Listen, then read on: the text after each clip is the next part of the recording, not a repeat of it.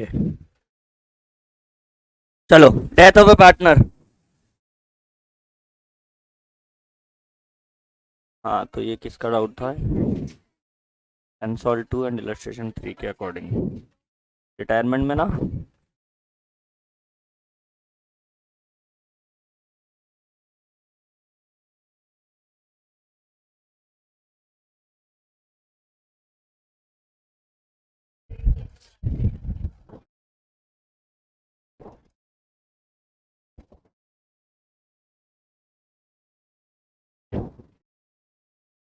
Retirement और death 90% same है।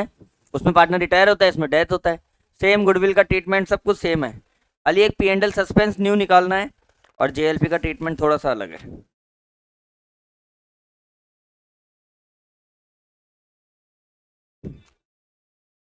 हाँ कल्पना, एक मिनट। इंसॉल 2 में प्रोविजन का क्या करना है? और कौन सा क्वेश्चन? कौन सा क्वेश्चन नंबर 2 अनसॉल्व? लिखा तो है provision for 2% on made on debtors. 90,000 का 2% 1800 बना दो। Oh, thank you.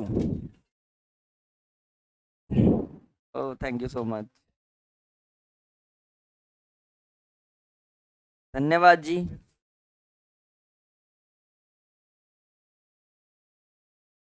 Okay, thank you.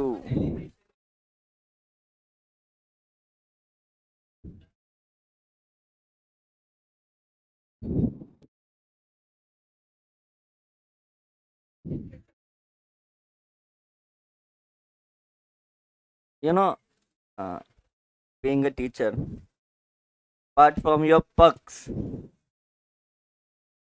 we are expecting only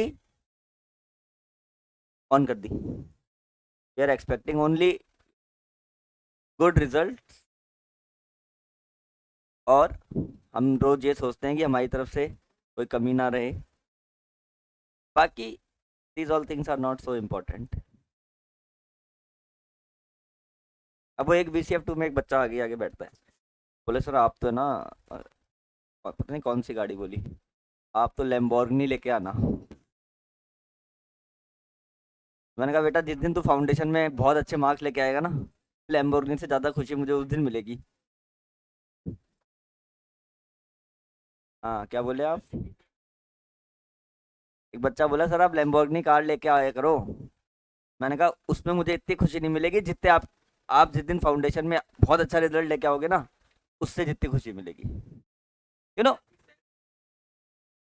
apart from your parents, देखो आपको एक आज का फैक्ट बताता हूँ। आपके जो रिलेटिव्स है ना, जो फ्रेंड्स हैं, they always be feel jealous by your success. सही बात है। चाहे ऊपर से वो कितना ही कुछ दिखाए, चाहे वो कितना ही खास हो, only your parents and teachers are the person who feel deeply happy जब उनका बच्चा बहुत आगे जाता है, तो बहुत ऐसे खुशी होती है। And they always want you to see growing. That's a different feeling.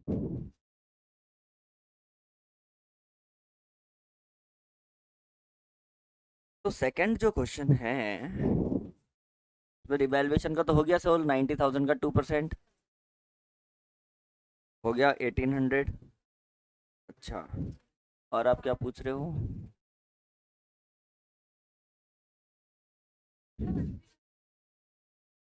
Partners capital account में प्रोविजन फॉर डाउटफुल डेट्स। हाँ,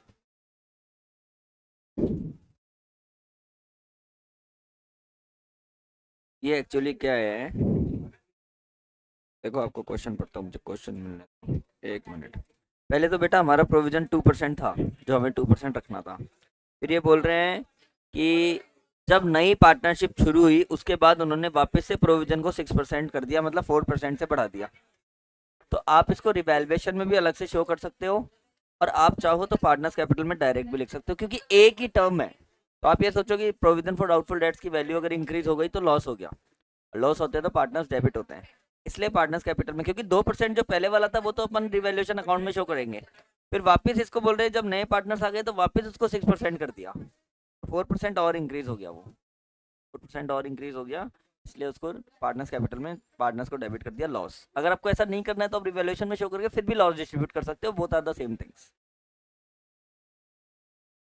कशिश क्वेश्चन नंबर बोलो। चलो, बहुत ही छोटा चैप्टर है बट इंपॉर्टेंट है। Thank you Palak. Kashish question number बोलो जल्दी। तो हेडिंग लिखो डेथ ऑफ ए पार्टनर। और देखो थोड़ा है ना, थोड़ा मामला सीरियस है, थोड़ा बहुत सेंटिमेंट्स सेंसिटिव बन जाओ, किसी की डेथ का मामला है तो इसलिए थोड़े सीरियस हो जाओ, एकदम मौन व्रत धारण कर लो, क्योंकि डेथ हो गई है किसी की और हर क्वेश्चन में होगी। हर को... तो इसलिए ज्यादा बात नहीं करते। मैं तो ये एक्सपेक्ट कर रहा था कि आज सारे वाइट ड्रेस पहन के आएंगे, डेथ ऑफ पार्टनर पढ़ रहे हैं ना, तो इसलिए। हाँ तो अकाउंटिंग से मतलब है, लेकिन फिर भी एक सेंटिमेंट तो होता ही है। मैं तो कहीं बाहर से आया हूँ डायरेक्ट ही, तो मैं तो वैसे ही नहीं पहन सकता, जहाँ भी मैं सैटरडे को गया हुआ था। 8.56 में। ओह, वाह बेटा। चलो ये कौन है, ये क्या नाम है इसका? अरे यार, पेज नंबर 8.56। अच्छा, ये कौन सा क्वेश्चन? अनसॉल्व फर्स्ट वाला, वाइस क्लेवर डल। ओके, तो कशिश यादव जी।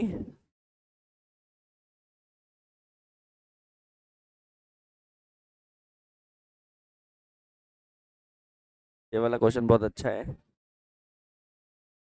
तो मैं आपको कब समझाऊं? आज आज होल्ड करो इसको, कल समझेंगे।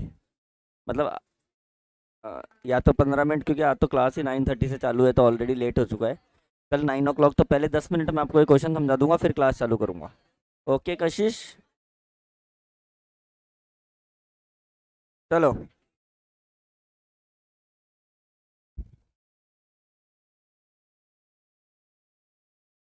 हेडिंग लिखो डेथ ऑफ ए पार्टनर और नीचे लिखो ट्रीटमेंट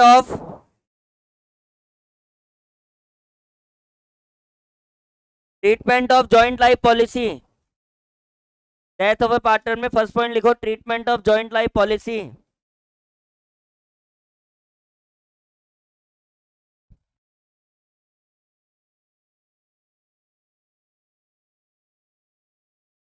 फर्स्ट लिखो प्रीमियम मेथड। Premium method.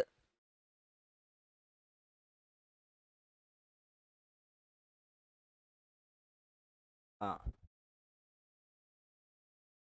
अच्छा ये बताओ, अपन जब पॉलिसी लेते हैं और किसी की डेथ हो जाती है तो हमें सरेंडर वैल्यू मिलेगी या पॉलिसी अमाउंट मिलेगा?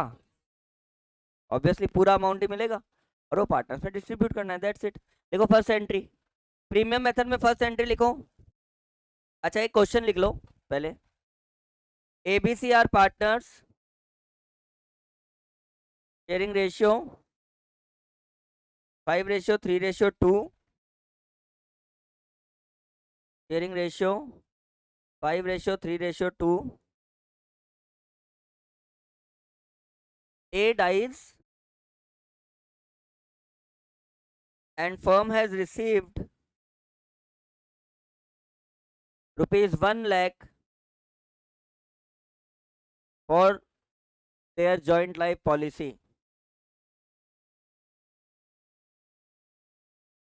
क्या ये 1 लाख पूरे ए के हैं क्या? अब पहली एंट्री लिखो, bank account debit to joint life policy account. Bank account debit to joint life policy account.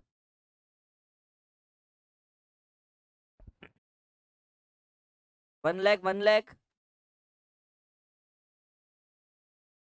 Narration लिखो, policy amount received from insurance company. From insurance company on as death. Aastha, आज मैंने आपसे एक चीज सीख ली कि 9:30 का मतलब 9:40 भी होता है।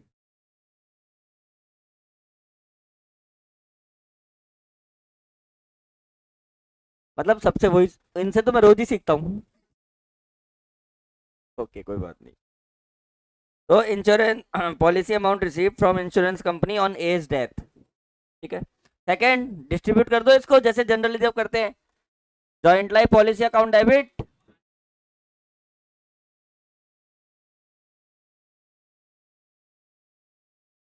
To A's capital to B's capital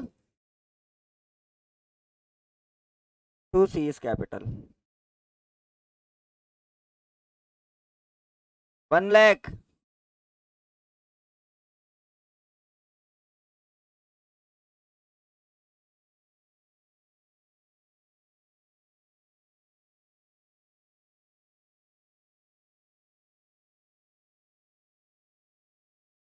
JLP amount credited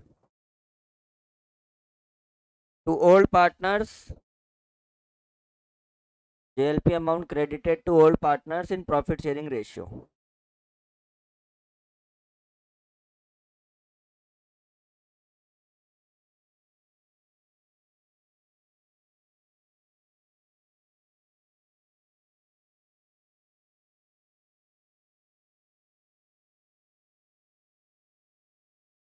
Aastha, ABC में से एक ही डेथ हो गई और आप हंस रहे हो, और एक ही डेथ पे हमें इंश्योरेंस पॉलिसी मिली है 1 लाख। अच्छा, इसलिए हंस रहे हो। 1 लाख की पॉलिसी मिली और 1 लाख किस में डिस्ट्रीब्यूट कर दिया? A's capital, B's capital, C's capital, 532 में। ठीक है। सेकंड मेथड लिखो, surrender value method. Surrender value method.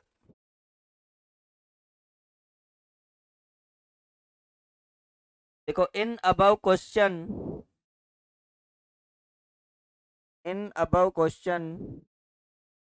JLP is appearing in the balance sheet.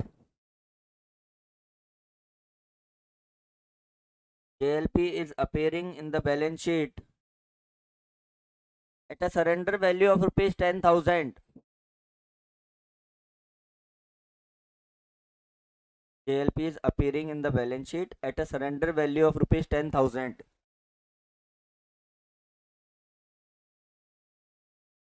पहली एंट्री लिखो, bank account debit to joint life policy account. Bank account debit to joint life policy account. ऐसा कितना है अपने पास? 1 लाख। 1 लाख 1 लाख लिख दो। But distribution जो करेंगे वो 90,000 करेंगे। That is the only difference.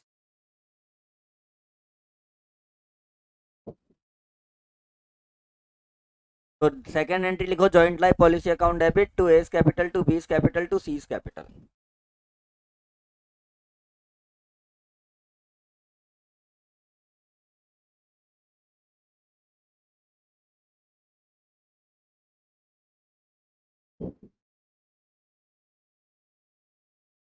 हाँ,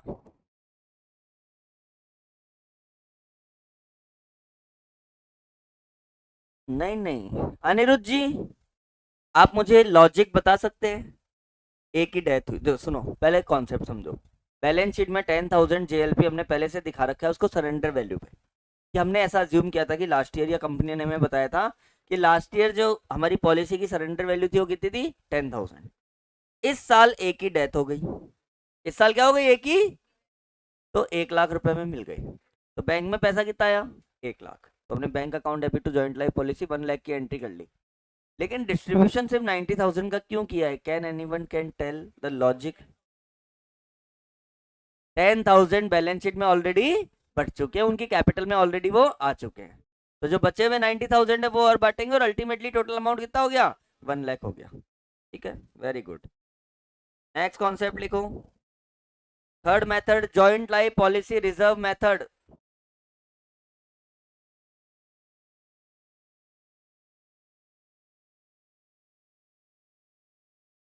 joint life policy reserve method,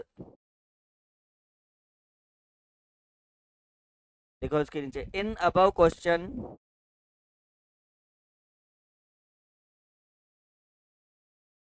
JLP is appearing in balance sheet. JLP is appearing in balance sheet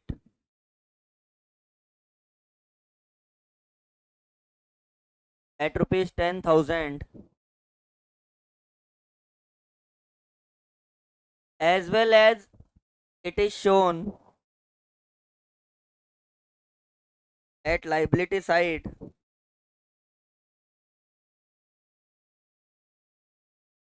and JLP reserve is created for rupees 10,000. Reserve, JLP reserve is created for rupees 10,000.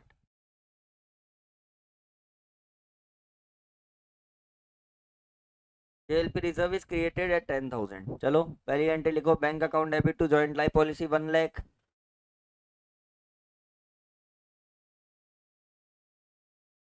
Bank account debit to joint life policy account 1 lakh, पैसा तो 1 लाख ही आएगा। Second entry ये लिखो same,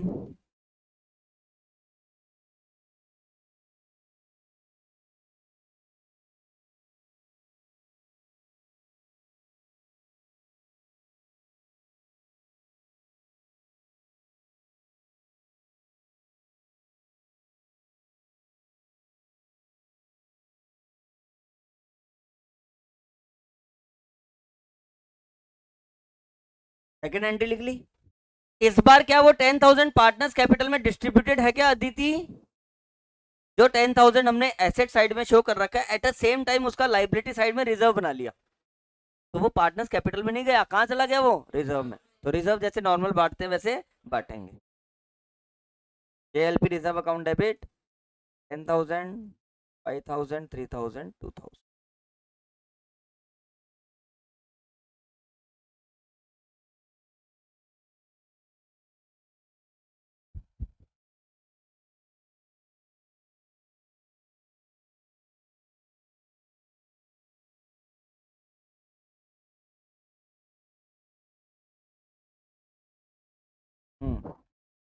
next लिखो fourth point,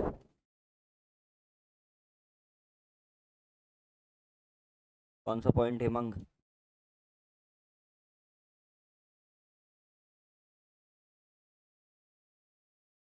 एक लाख की JLP आई, bank account debit to JLP, 1 lakh रुपए का किसी की डेथ पे हमारे, हाँ तो 1 लाख रुपए की JLP आई, JLP हमने बैंक में आ गए पैसे, 10,000 से ऑलरेडी हमने सरेंडर वैल्यूज की शो कर रखी है, तो वो तो ऑलरेडी पार्टनर्स कैपिटल में डिस्ट्रीब्यूटेड है। तो रिमेनिंग 90,000 जो पार्टनर्स में डिस्ट्रीब्यूट हो जाएंगे, JLP account debit to A's capital to B's capital to C's capital. यहाँ तक क्लियर है क्या मंग? 1 लाख में से 10,000 बैलेंस शीट में एसेट में है, इसका मतलब वो लाइफ कैपिटल में ऑलरेडी डिस्ट्रीब्यूटेड है, क्रेडिटेड है, तो 10,000 में। और थर्ड वाले मेथड में क्योंकि वो पार्टनर्स कैपिटल में क्रेडिटेड नहीं है, उसकी जगह हमने JLP रिजर्व बना दिया, तो जैसे अपन नॉर्मल जनरल रिजर्व बांटते हैं वैसे JLP रिजर्व बांट देंगे to A's capital to B's capital to C's capital. Next point लिखो सेपरेट लाइफ पॉलिसी।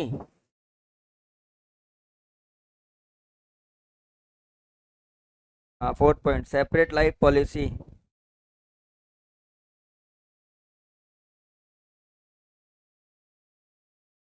देखो in this case, separate life policy में लिखो इन दिस केस, स्टेटमेंट है in this case at the time of death of any partner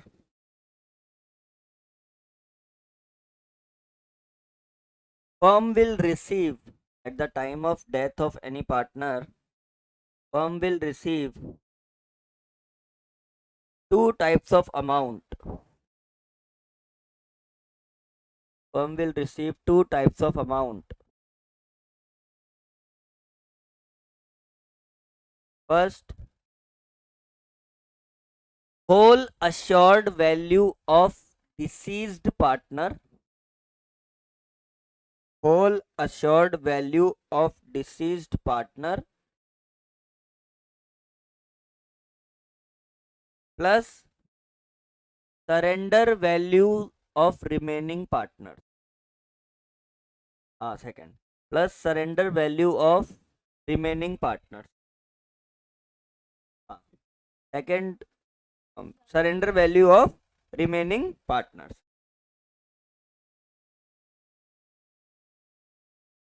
So the deceased partner will get, line change करके लिखो, so the deceased partner or his executor, so the deceased partner or his executor will get a part of his share in sum of both, a part of his share in sum of both.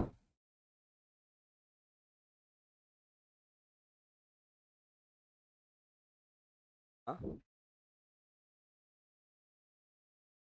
हाँ हाँ हाँ, इन सम of both, SUM। अब एक question लिखो,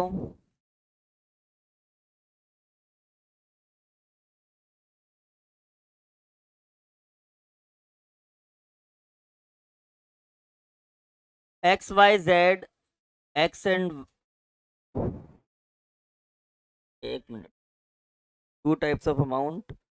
First, whole assured value of deceased partner plus surrender value of remaining partners. So the deceased partner or his executor will get a part of his share in sum of both. लिखो XYZ are the partners. Sharing ratio 2:1:2. Sharing ratio 2:1:2. Their individual life policy amounts are, their individual life policies amounts are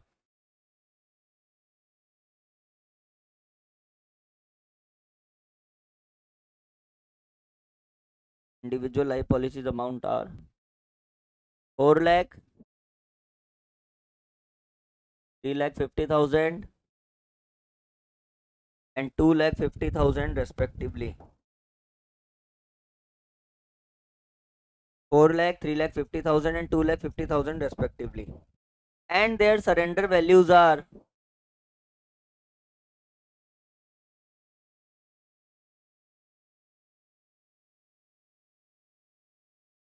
50,000, 40,000, 30,000. अब सुनो,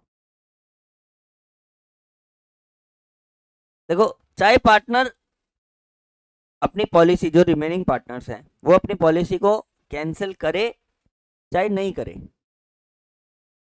उनको अपनी part का surrender value किसको देना पड़ेगा? Disease partner को।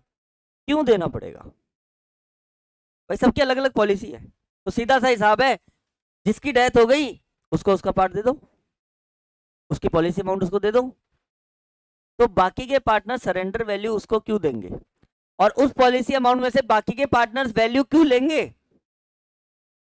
अगर सिद्धार्थ XYZ में से Y की डेथ हो गई, Y की अश्योर्ड वैल्यू कितनी है?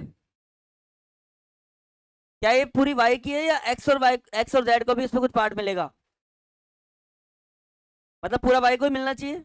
Here you are wrong. अरे यार तुम समझते नहीं हो। एक्चुअली पॉलिसी तीनों के नाम से है, हमने अलग अलग पॉलिसी ले रखी है। प्रीमियम कहां से गया है? तो जो भी पैसा मिलेगा वो तीनों पार्टनर्स का है। प्रीमियम कहां से गया है? फर्म से। सरेंडर वैल्यू भी तीनों पार्टनर्स की है, और उसका पार्ट भी। तो 3,50,000 जो वैल्यू मिलेगी वो भी खाली वाई को नहीं मिलेगी, उसको सिर्फ उसका पार्ट मिलेगा, और सरेंडर वैल्यू में भी उसको क्या मिलेगा? उसका पार्ट मिलेगा।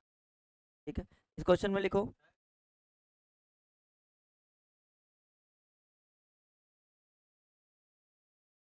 10 लाख जाता है क्या कोई? 10 लाख तो अश्योर्ड अमाउंट है, इसका प्रीमियम गया है।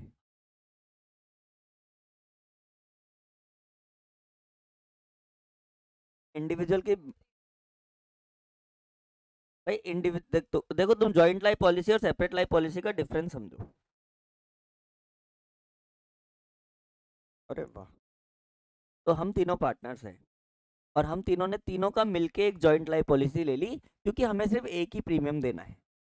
तो फर्म की तरफ से, अरे इसको यू स्टॉप इट, तो 20,000 पर एनम का प्रीमियम है और 10 लाख का अश्योर्ड वैल्यू है। 20,000 पर एनम का प्रीमियम है और 10 लाख का अश्योर्ड वैल्यू है, that is joint life policy. अगर हम तीनों में से किसी की भी डेथ होती है तो हमें 10 लाख रुपए मिलेंगे फर्म को, और वो 10 लाख रुपए तीनों में बट जाएंगे। वो बैंक का पैसा आया, तीनों में बट गया। जो, तो डिसीज पार्टनर को उसका पार्ट मिल गया क्योंकि 20,000 रुपये फर्म से जा रहे थे, इसलिए वो तीनों का हक है उसके ऊपर। ये एक मेथड है। चलो, फर्म ने ऐसे नहीं करके क्या किया, क्या था उसमें अमाउंट, 4 लाख, 3.5 लाख, 2.5 लाख, ऐसे अलग अलग 10 लाख रुपए को बांट दिया और 3 प्रीमियम देने स्टार्ट कर दिए। अरे कुछ नहीं पढ़ना, 3 अलग अलग प्रीमियम दे रहे हैं हम, मतलब 3 पॉलिसीज के 3 प्रीमियम दे रहे हैं। अल्टीमेटली वो प्रीमियम सपोज करो 10 लाख अमाउंट है तो 20,000 ही हो रहा है। तो फर्म को पहले वाले से भी कोई फर्क नहीं पड़ा, दूसरे वाले से भी कोई फर्क है नहीं पड़ा। फर्क कब पड़ेगा, जब किसी की डेथ होगी। पहले सौरभ जब डेथ हुई थी तो टोटल अमाउंट कितना मिला था, 10 लाख, कितना मिला था। अब अगर वाई की डेथ होगी तो सिर्फ अमाउंट कितना मिलेगा, 3,50,000, क्योंकि बाकी की दो पॉलिसीज तो अभी मैच्योर हुई नहीं है। बाकी की दो पॉलिसीज तो अभी मैच्योर हुई नहीं है, तो हमें 3,50,000 मिलेंगे। तो पहला क्वेश्चन, वो 3,50,000 फर्म का डिसीजन है कि वाई के लिए इतनी की पॉलिसी लेनी है, क्या वो वाई का पैसा है का इंडिविजुअल फर्म का पैसा है, मिलेगा किसको, फर्म को। डिस्ट्रीब्यूट कौन करेगा, तीनों। 3,50,000 डिस्ट्रीब्यूट कर लेंगे। अब वाई के एग्जीक्यूटर आ गए लड़ने के लिए डंडा लेके। हमने पता है क्या बोला अदिति, वाई की डेथ हो गई, वाई के पार्ट का जो इंश्योरेंस का अमाउंट था वो ये रख लो, आप आपको मिल गया वाई का अमाउंट, काम खत्म। वो बोले भैया तुम दोनों को जो पॉलिसी का अमाउंट है, इसका पैसा तुमने अपनी जेब से दिया है क्या, तुम्हारा जो बचा हुआ जो पॉलिसी का अमाउंट जो प्रीमियम जा रहा है वो तुमने अपनी जेब से दे रहे हो क्या, फर्म से दे रहे हो ना। तो फर्म में वाई पार्ट था कि नहीं था। अब आज बचे हुए पार्टनर अपनी पॉलिसी को कैंसिल नहीं करना चाहते, लेकिन सरेंडर वैल्यू जो है वो तो आइडेंटिफाई कर सकते हैं। कंपनी को फोन करके पूछेंगे भाई आज अगर हम दोनों अपनी वैल्यू को सरेंडर करते हैं तो कितना मिलेगा आज के अकॉर्डिंग। कंपनी बोलेगी भाई 50,000 मिलेगा, तो 50,000 में भी किसको, वाई का पार्ट क्या देना पड़ेगा, वाई का पार्ट। फिर वाई के एग्जीक्यूटिव सेटिस्फाइड हो जाएंगे, वाई की पॉलिसी में उसका पार्ट पार्ट मिल गया और बचे हुए पार्टनर की सरेंडर वैल्यू में क्या मिल गया, उसका part. That is called separate life policy. क्योंकि प्रीमियम जो है वो फर्म से जा रहा है, और प्रीमियम अगर फर्म से जा रहा है तो इसका मतलब वो सबका पैसा है। किसका पैसा है वो,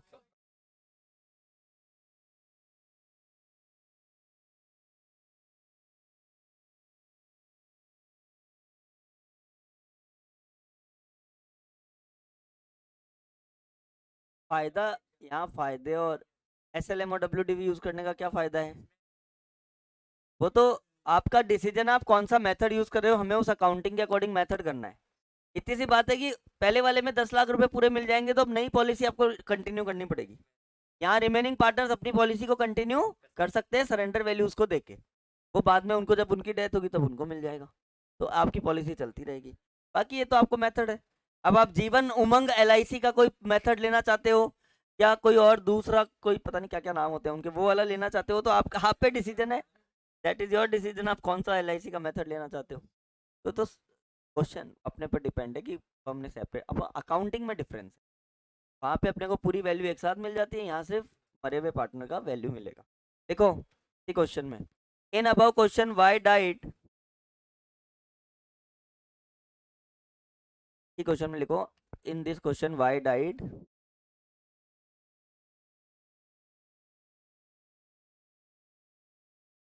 बस इतना ही।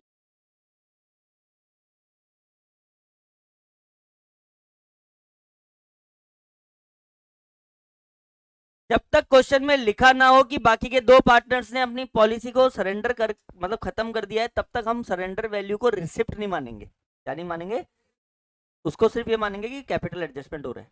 तो bank account debit to JLP, JLP नहीं, सेपरेट,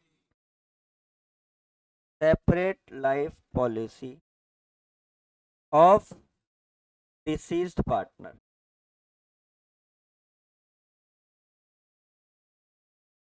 कितने अमाउंट आएगा बताना।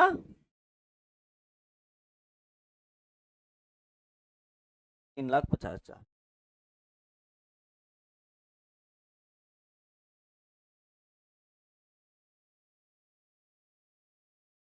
Separate life policy account debit.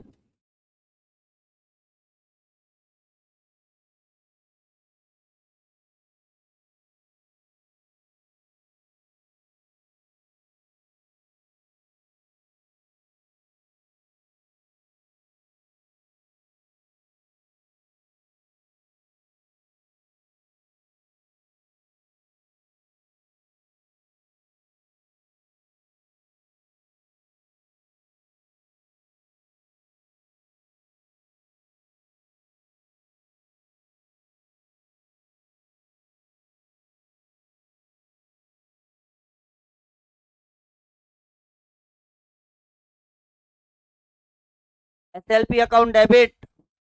Total amount कितना आया? 3,50,000। SLP account debit surrender value of remaining partners बताना। एक्स और जेड का सरेंडर वैल्यू कितना है? 50 और 30 80,000।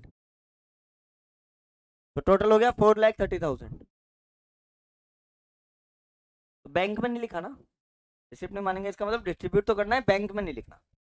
अगर वो रिसिप्ट मानते तो यहाँ पे भी 430 लिखते, ऐसा डिफरेंस है।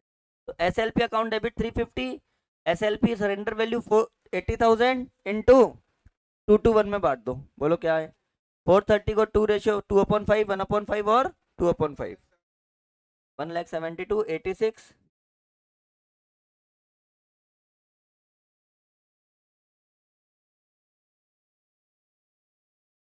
Very simple. क्या किया? Assured value of deceased partner का पूरा अमाउंट और रिमेनिंग पार्टनर्स का क्या लेना है? सरेंडर वैल्यू, और पार्टनर्स में बांट दो उनके रेशियो में, to X capital to Y capital to Z capital. Y वाले की सरेंडर वैल्यू क्यों आएगी? वाई की तो पूरी डेथ ही होगी, तो पूरा ही अमाउंट आ गया। अब वो सरेंडर थोड़ी करा, वो तो खुद सरेंडर हो गया, उसको तो पूरा मिलेगा ना, 3.5 लाख जो पॉलिसी अमाउंट है वो मिलेगा। बाकी के वो सरेंडर वैल्यू लेना है अलग से। क्या? अरे तो यार, अरे कैसी बात करते हो तुम? 430 को डिस्ट्रीब्यूट किया है, इसका मतलब क्या है? तो उनको मिल गया ना, एक्स और जेड को भी। ये 3.5 लाख में एक्स को भी तो मिला है, जेड को भी तो मिला है। 430 को डिस्ट्रीब्यूट कर रहे हैं, इसका मतलब तीनों को मिल गया। हाँ,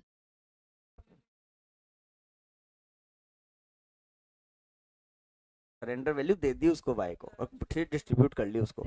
आगे तो वो कंटिन्यू कर रहे हैं, इसका कोई मतलब नहीं है। अब डेथ हो जाती है तो बेटा सरेंडर वैल्यू का मतलब पॉलिसी अमाउंट आ गया।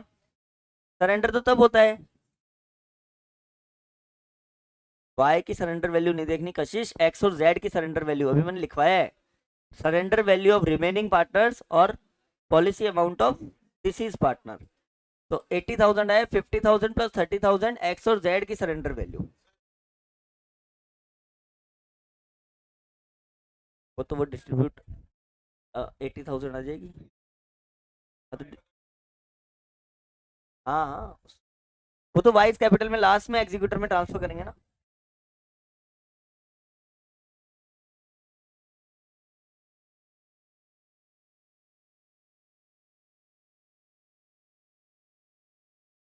हाँ, बैलेंस शीट में, वो तो बैलेंस शीट में शो करना चाहते नहीं करना चाहते उस पर डिपेंड है। सपोज करो उसको एक्सपेंस मान रहे हैं, तो डिस्ट्रीब्यूट हो गया, बस नहीं करेंगे। एक्सपेंस नहीं मान रहे हैं तो शो कर देंगे। तो 4,30,000 को डिस्ट्रीब्यूट कर दिया। अच्छा, आपको पता है कई बार आपसे ना पूरा पार्टनर्स कैपिटल अकाउंट डेथ में नहीं पूछते हैं, और खाली वाई का पार्ट पूछते हैं। ऐसा भी तो होता है ना, कि आपको तीनों का पार्टनर्स कैपिटल नहीं बनाना, सिर्फ वाई का कैपिटल अकाउंट बनाना है जिसकी डेथ हुई है। उस केस में इसकी जनरल एंट्री क्या होगी?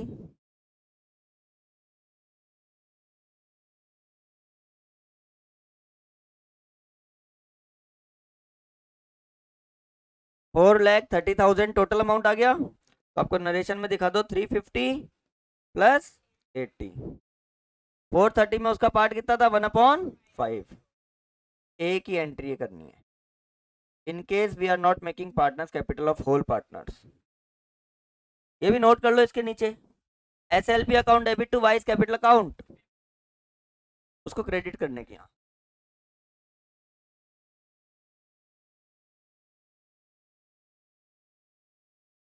सेपरेट पॉलिसी का अमाउंट भी तीनों पार्टनर का, अंबिका, क्योंकि जो भी अमाउंट आता है वो पूरी फर्म की तरफ से आता है, तो फर्म का है तो तीनों को डिस्ट्रीब्यूट होगा।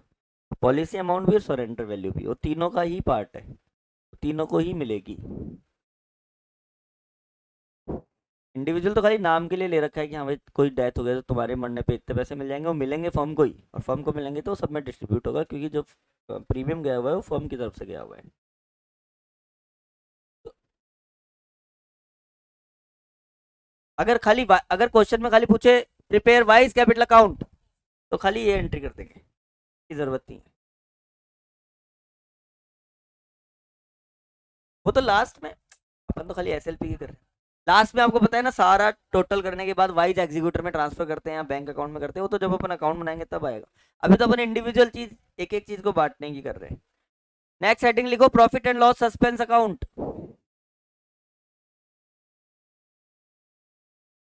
क्वेश्चन में लिखा होगा।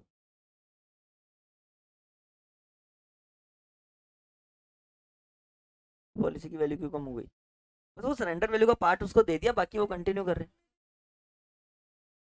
हाँ तो पार्ट अगर वो तीनों में बांट रहे हैं तो बांट लेंगे तीनों में, सरेंडर वैल्यू उनकी तो है वो। पॉलिसी का अमाउंट अलग चीज होती है, सरेंडर वैल्यू अलग। सरेंडर वैल्यू का अजम्पशन है कि आज अगर हम पॉलिसी सरेंडर कर देते तो इतना अमाउंट मिलेगा, तो जिस दिन डेथ हुई उस दिन मान लेते हैं कि भाई इनका आज का सरेंडर वैल्यू इनको दे दो, फिर बाकी के पार्टनर सब आगे, फिर जब उनकी पॉलिसी आएगी तो पूरा अमाउंट ही आएगा ना उनके पास। Yes, next, profit and loss suspense account. Next heading है profit and loss suspense account, या ब्रैकेट में लिखो शेयर ऑफ प्रॉफिट, इसके आगे ब्रैकेट में लिखो share of profit to deceased partner.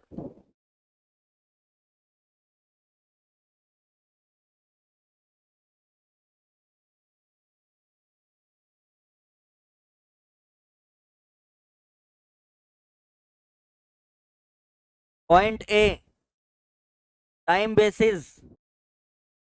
Point A लिखो, टाइम बेसिस। देखो टाइम बेसिस में लिखो XYZ partners.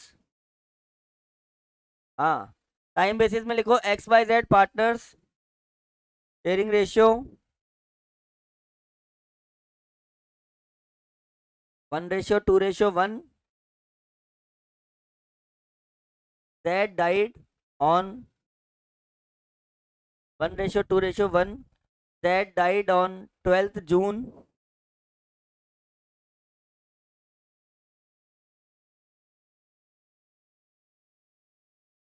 and his share of profit will be calculated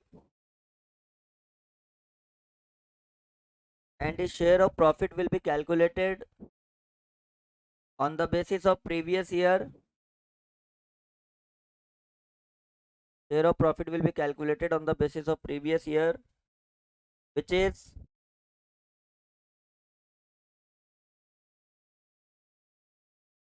1,20,000।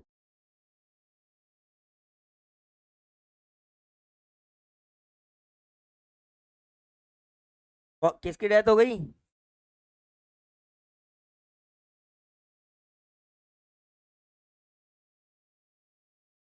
हाँ, तो share of profit of Z, देखो 1,20,000 में उसका पार्ट इंटू टाइम 12 जून, 1 अप्रैल से 12 जून कितने डेज हो गए?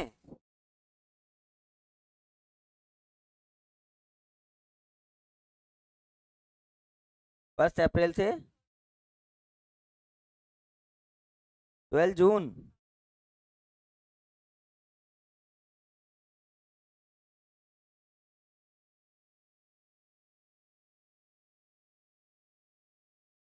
तो वेरी सिंपल, पिछले साल के प्रॉफिट के बेस पे उसका प्रॉफिट का पार्ट निकालना है। तो पिछले साल का प्रॉफिट कितना था अदिति? 1,20,000। उसका पार्ट कितना है? 1/4 इंटू टाइम, जब वो मरा 12 जून, अप्रैल से 12 जून जब तक वो जिंदा था तब तक के डेज लेने हैं 73/365। तो आंसर आ गया 6,000 उसका part. On the basis of time, सीधा पार्ट और टाइम। और नीचे लिखो profit and loss suspense account debit to जेड्स कैपिटल अकाउंट। जो एंट्री होती है profit loss suspense account debit to जेड्स कैपिटल अकाउंट।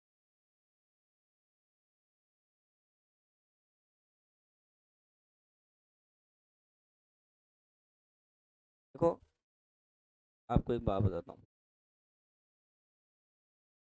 क्या है भाई,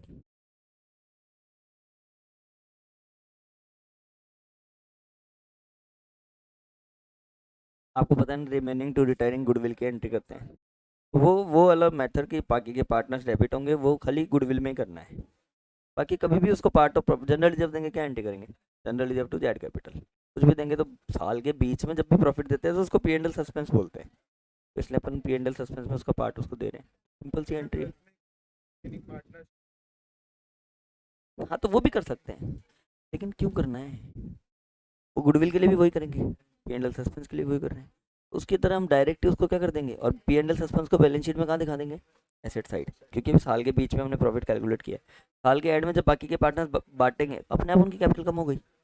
अगर हमने पी एंड एल सस्पेंस को डेबिट साइड में दिखा दिया, वो अल्टीमेटली लॉस होता है नहीं होता, वो किस में बटेगा, तो वो जब कंप्लीट होगा साल वो अपने आप करेंगे उसका एडजस्टमेंट, सीधा करो, simple P and L suspense. Next लिखो on the basis of time, on the basis of sales. कभी भी साल के बीच में अगर अपन प्रॉफिट का कैलकुलेशन करते हैं तो उसके लिए जो वर्ड आता है वो क्या आता है, पी एंड एल सस्पेंस। की अभी हमने कंप्लीट फाइनल अकाउंट्स बनाए नहीं है, 3 महीने तक की कैलकुलेशन करके शेल देख लिया कि हाँ भाई इतना है, तो साल के बीच में कभी भी किसी को profit at the end of accounting period के पहले, तो उसके लिए क्या लिखेंगे, पी एंड एल सस्पेंस। अब लिखो on the basis of sales, second method लिखो on the basis of sales.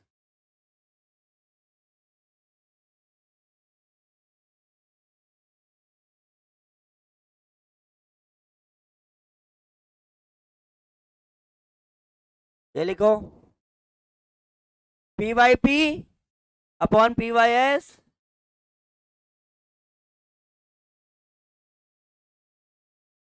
Into S T D D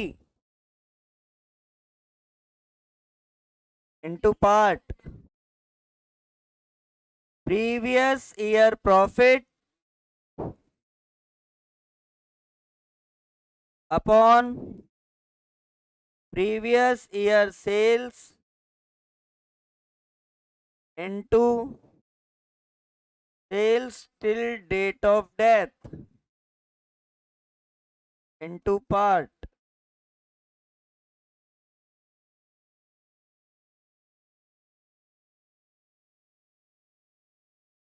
मरे हुए पार्टनर का।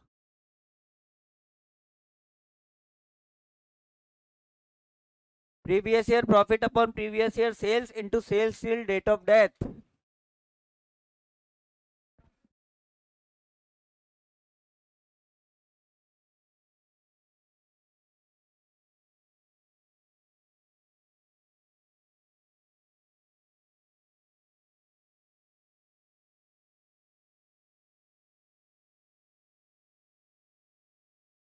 पार्ट मतलब डिसीज पार्टनर का पार्ट। देखो इसके नीचे question,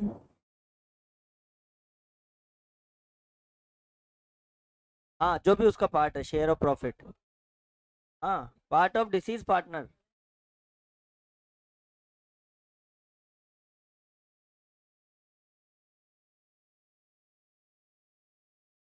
part of deceased partner.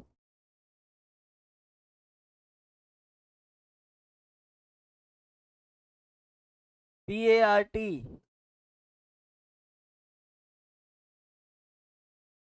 चलो लिखो in above question, in above question बेटा, in above question that died on that died on 12th June 2020 2020, फिर लिखो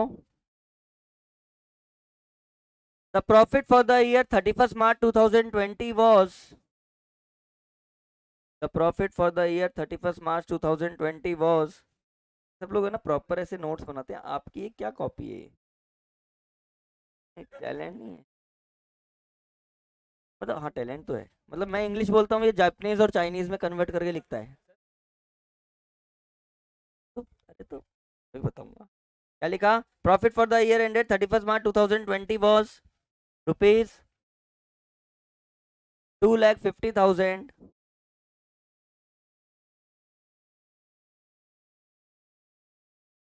and sales for the year ended 31st March 2020 was, and sales for the year ended 31st March 2020 was 7,50,000,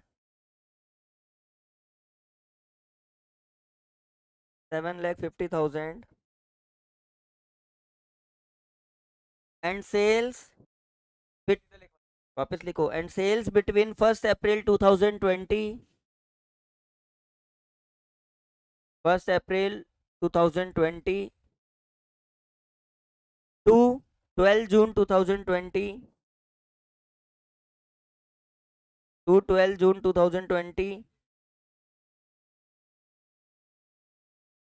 was rupees 12 June 2020,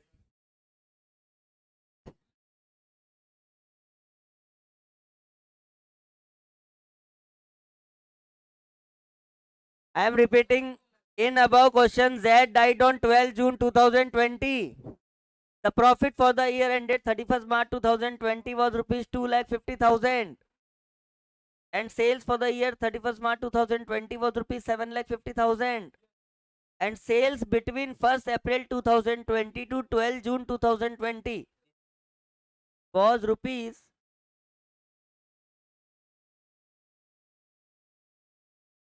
1,80,000, was rupees 1,80,000। ये लो, इतना simple है। बताओ पिछले साल का profit कितना है? अरे तुम समझो, अगर 12 जून 2020 को डेथ हुई है तो 31st मार्च 2020 प्रीवियस ईयर हुआ नहीं हुआ? तो 31st मार्च 2020 का प्रॉफिट कितना है दीदी? तो पीवाईपी कितना हो गया? 2,50,000। अब 31st मार्च 2020 की सेल्स कितनी है? प्रीवियस ईयर सेल्स इनटू मरे हुए डेट तक की सेल, जब तक वो जिंदा था तब तक की सेल। तो 1 अप्रैल 2020 से 31st मार्च 12 जून 2020 तक तो वो इस दुनिया में था ना। Sales till date of death कितनी है? इनटू 1/4। चलो बस ऐसे निकालते हैं सेल्स बेसिस।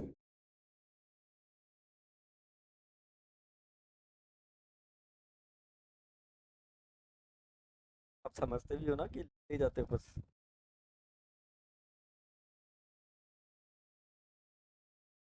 तो previous year profit upon previous year sales का मतलब जिस साल में डेथ हुई है उससे पिछले वाले साल का प्रॉफिट अपॉन पिछले वाले सेल्स इनटू मरने तक की सेल्स इनटू पार्ट। और एंट्री करो, profit and loss suspense account debit to जेड्स capital 15,000, profit and loss suspense account debit to जेड्स कैपिटल 15,000। और लिखो narration, that share of profit till the death, that share of profit till the death was credited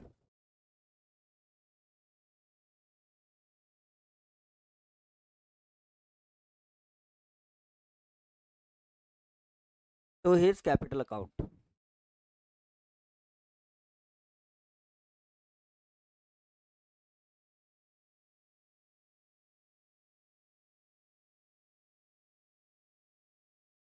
आस्था आ जाएगी अब अभी। Yes. देखो अब 5 questions unsolved illustration है, मतलब सॉल्व इलस्ट्रेशन है, और 2 अनसॉल्व है। 7 के 7 क्वेश्चन अपन यहाँ करेंगे। इनमें से एक भी क्वेश्चन में तुम्हें होमवर्क नहीं दूंगा। अगर मुझे क्वेश्चन करवाना भी होगा तो यहीं करवाऊंगा, काम नहीं। लेकिन 7 के 7 क्वेश्चन अपन कॉपी में करेंगे, तो दैट परफेक्ट प्रैक्टिस हो जाए। Thank you so much. तो 7 क्वेश्चन करने के बाद कल और परसों में हो जाएंगे 7 क्वेश्चन। उसके बाद वी विल स्टार्ट एनपीओ, और फिर एवरेज ड्यू डेट, और फिर थ्योरी। उसमें कुछ नहीं है, वही है खाली तीनों पार्टनर की तीनों पार्टनर की सरेंडर वैल्यू में उसका पार्ट। जैसे इसमें तो क्या, पॉलिसी का अमाउंट मिला प्लस दोनों की सरेंडर वैल्यू, उसमें डेथ तो हुई नहीं, तो तीनों पार्टनर की। अब तो रिटायरमेंट में तो डेथ तो हुई नहीं, तो पॉलिसी अमाउंट तो मिलेगा नहीं। तीनों की क्या मिलेगी, सिर्फ सरेंडर वैल्यू में उसका पार्ट। इतना सा डिफरेंस है बस। हाँ।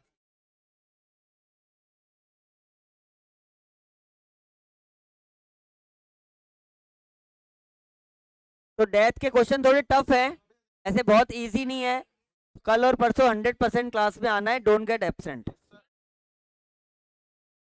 9 बजे ही होगी। आज तो पता नहीं कैसे टाइम मैसेज किया।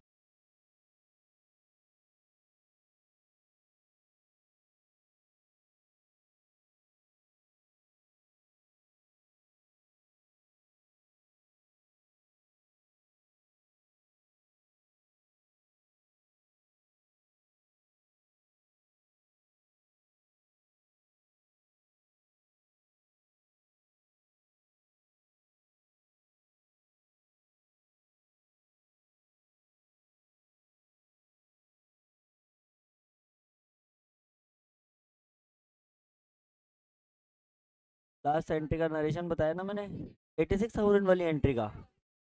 हाँ। लिखो कशिश eight the time of.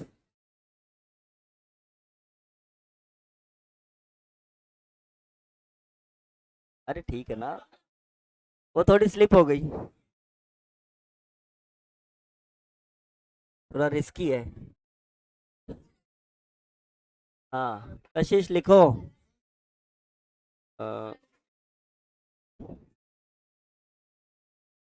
Y share of policy and surrender value of remaining partners credited to Wise Capital.